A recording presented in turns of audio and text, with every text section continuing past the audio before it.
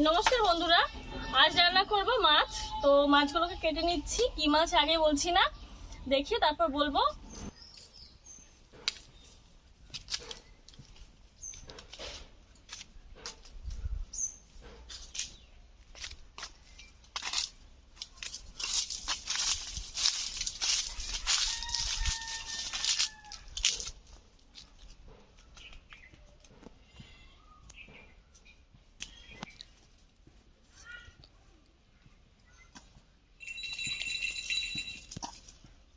চলে এসছো, মাছ দেখে আর তুমি থাকতে পারো না, চলে এসছো।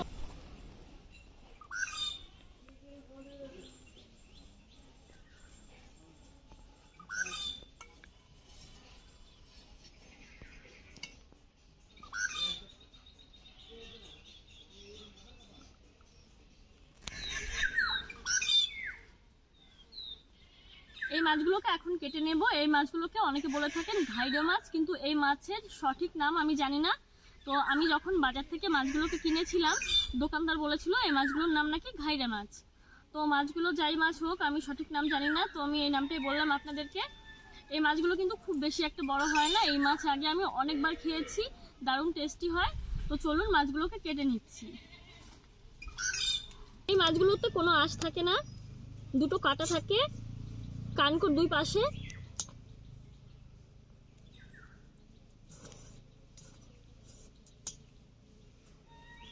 আর এরকম দুটো সুর থাকে, দেখুন।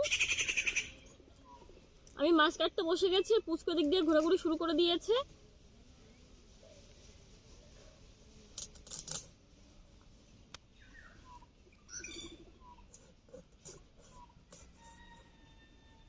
দেখুন সবাই হাজির। সরে যা, মার খাবে কিন্তু এদিকে আসলেই।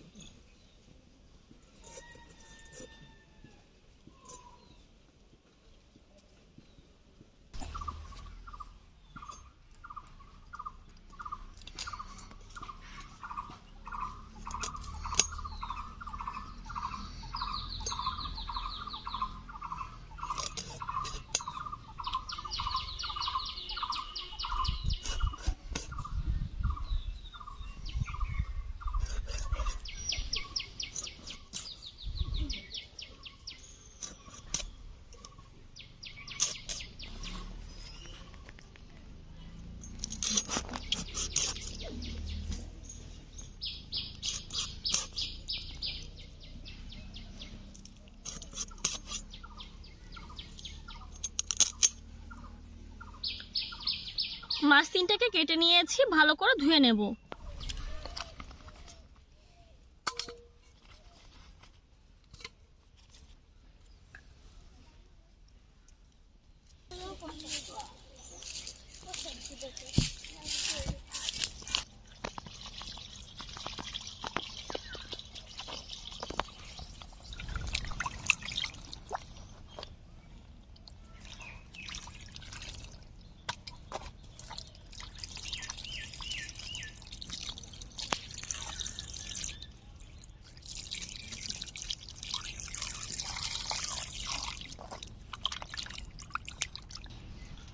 লবণ,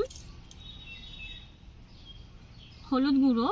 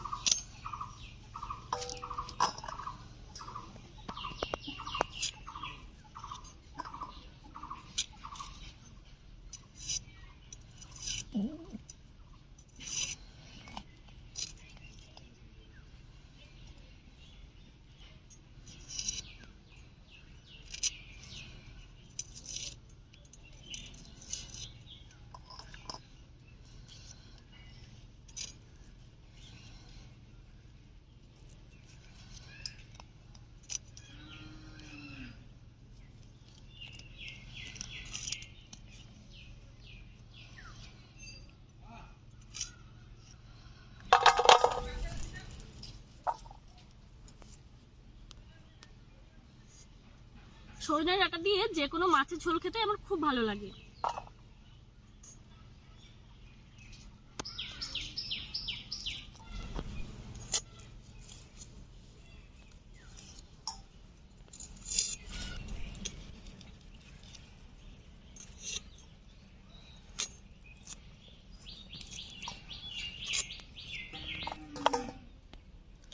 সজনে ডাঁটা কেটে নিয়েছি, এখন আলু ছুলে নেব।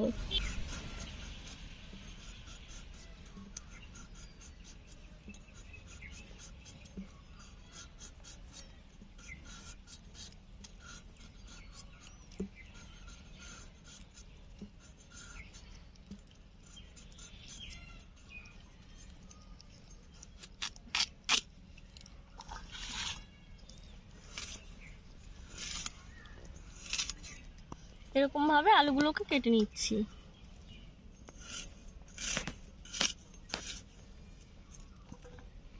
আলু সজনে ডাঁটা কেটে নিয়েছি, এখন ভালো করে ধুয়ে নেব।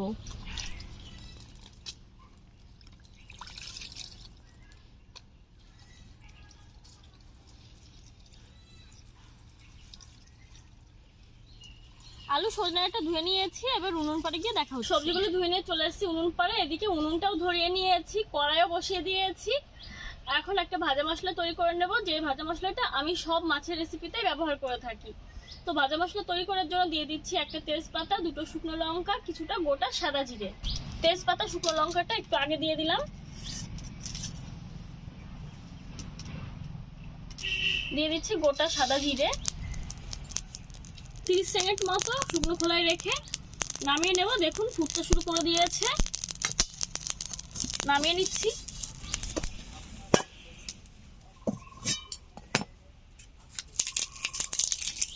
সরিষার তেল, তেল গরম হতে থাক। তেল গরম হতে হতে আমি মশলাগুলোকে বেটে নিচ্ছি।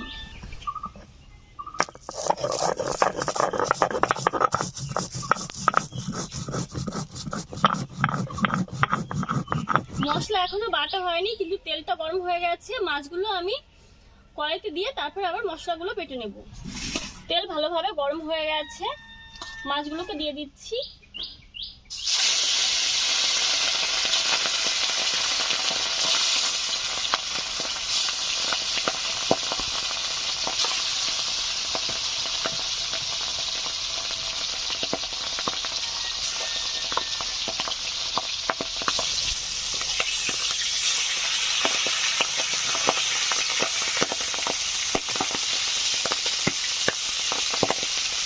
এই মাছগুলো ভেজে নিয়েছি, তুলে নিচ্ছি।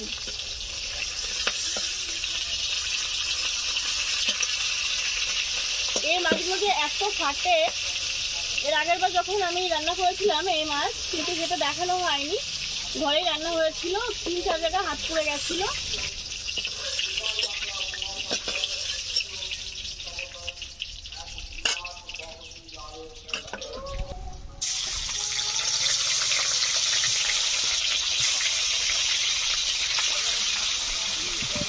ডাঁটাটা ভেজে নিচ্ছি, একটু জল দিয়ে বেটে নিচ্ছি, তাহলে তাড়াতাড়ি হয়ে যাবে।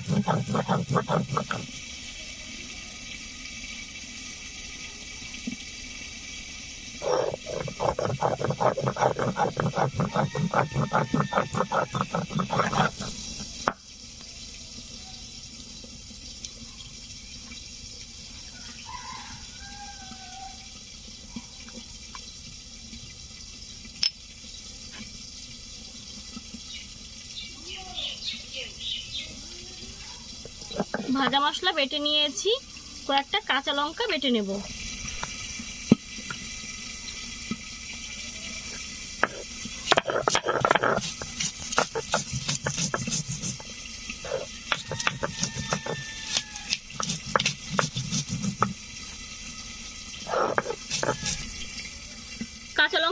মিহি করে বাটিনি, কোনো মতো একটু থেতলো হয়েছে, এরকম ভাবে বেটে নিয়েছি।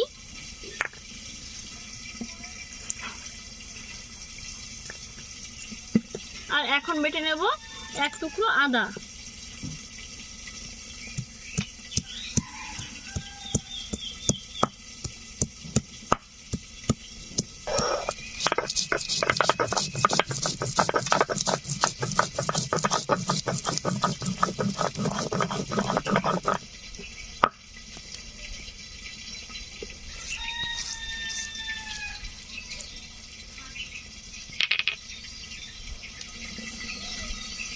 আদাও বেটে নিয়েছি, দেখি মাছগুলো হয়তো ভাজা হয়ে গেছে।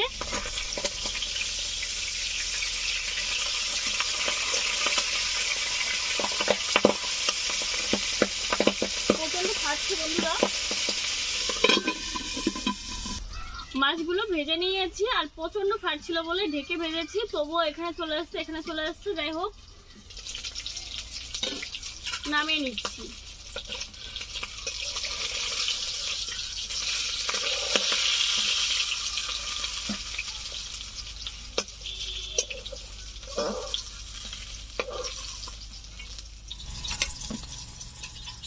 মাছগুলো ভেজে নিয়েছি। ভাজার পরেও কড়াইতে অনেকটাই তেল রয়ে গেছে, দিয়ে দিচ্ছি ভালো করে কেটে ধুয়ে রাখা আলু ও সজনে ডাঁটা।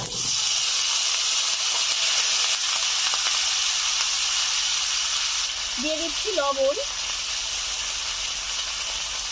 হলুদ গুঁড়ো,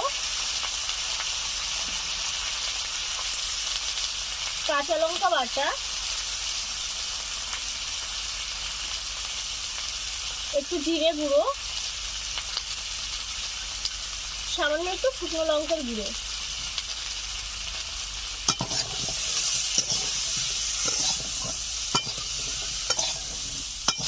আমি যেহেতু কিছুটা গুঁড়ো মশলা ব্যবহার করলাম, সামান্য একটু জল দিয়ে দেবো যাতে গুঁড়ো মশলাটা পুড়ে না যায়। একদম অল্প পরিমাণে জল দিয়েছি। দেখুন,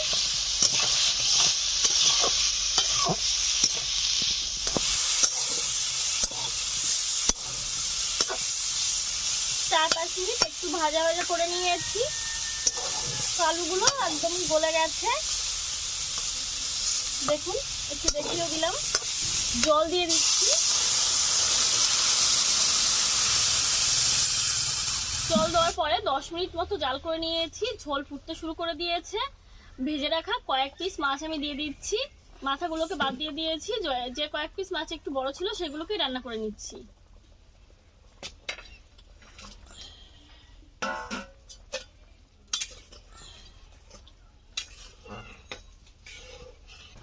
মাছ দেওয়ার পরও আরো কিছু সময় আমি জাল করে নিয়েছি। এখন নামিয়ে নিচ্ছি, তারপর সম্বাদ দিয়ে দেব।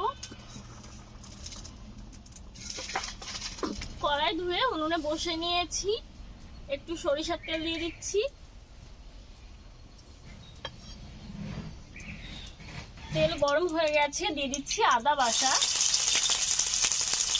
দিয়ে দিচ্ছি টমেটো,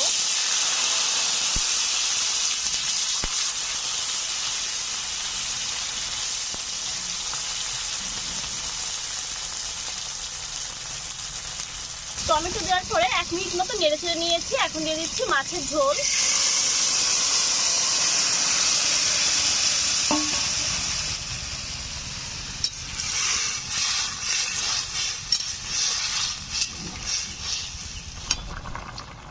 সম্বাদ দেওয়ার পরে 3-4 মিনিট আমি জাল করে নিয়েছি। এখন বেটে রাখা ভাজা মশলাটা দিয়ে দিচ্ছি।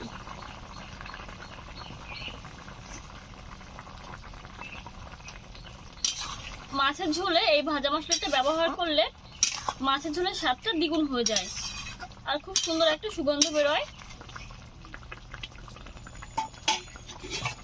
ঢাকা দিয়ে 2 মিনিট জাল করে নামিয়ে নেব। ঢাকা দিয়ে 2-3 মিনিট আমি জাল করে নিয়েছি। রান্নাটা একদমই হয়ে গেছে। এখন নামিয়ে নিচ্ছি।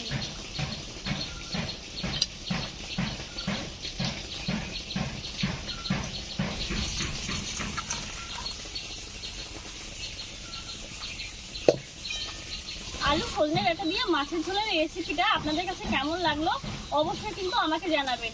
আর আপনারা কোন ধরনের রেসিপি দেখতে চান সেটাও জানাবেন, তাহলে আমি চেষ্টা করব আপনাদের পছন্দ মতো রেসিপি আপলোড করার জন্য। আমাদের এই ভিডিওটি আপনাদের মূল্যবান সময় দিয়ে দেখার জন্য অনেক অনেক ধন্যবাদ। আপনারা সুস্থ থাকুন, ভালো থাকুন। নতুন ভিডিওর সঙ্গে কাল আবার আসবো। নমস্কার।